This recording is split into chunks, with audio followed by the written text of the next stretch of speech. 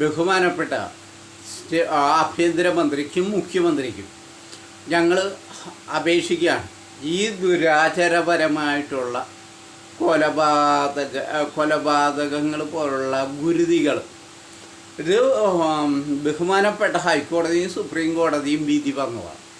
ഇത് ഇന്നും തുടരുകയാണ്. ഇതിനെതിരെ ദുർമന്ത്രവാദവും പ്രവർത്തനങ്ങളുമായിട്ട് ഇന്നും ആദിൽ ദ്രാവിഡ മറ്റേ ദ്രാവിഡ എന്ന് പറഞ്ഞുകൊണ്ട് പോകുന്നു.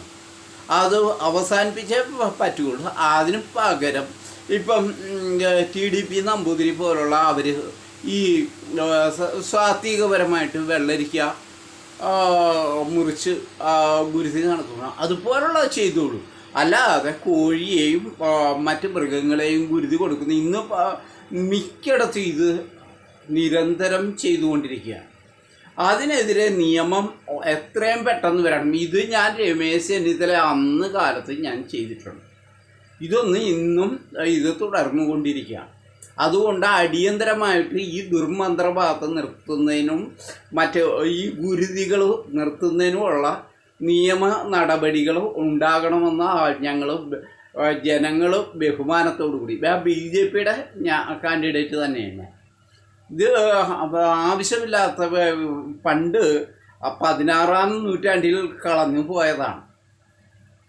നരബലിയും ഈ ശൈശവ വിവാഹവും ഒക്കെ അതൊക്കെ വീണ്ടും തുടരുന്നത് ശരിയല്ല കേരളത്തിൽ. അതിനെതിരെ നടപടി വേണം. ഇന്നും ചാത്തൻ്റെ പേര് പറഞ്ഞു ഒക്കെ ഇഷ്ടംപോലെ ബലികൾ കോഴികളെയും മറ്റു ഉപയോഗിച്ച് ഭയങ്കര ബലികളാണ് നടത്തുന്നത്. അതൊക്കെ തടയണം. അതൊക്കെ തടഞ്ഞ് നല്ല ഒരു ഈ കേരളത്തിന് വേണ്ടിയിട്ട് എല്ലാവരും പ്രവർത്തിക്കണം. ഇത്തരം കുറേ മുടന്തന്യായങ്ങൾ പറയുന്ന കുറേ ആൾക്കാരുണ്ട്. അതൊന്നും ഇവിടെ വെള്ള സാധാരണ ഇത് കുമ്പളങ്ങ വെട്ടി ഒന്നൊന്ന് ചെയ്തു. അതല്ലേ ഇതിനെക്കാട്ടും നല്ലത്.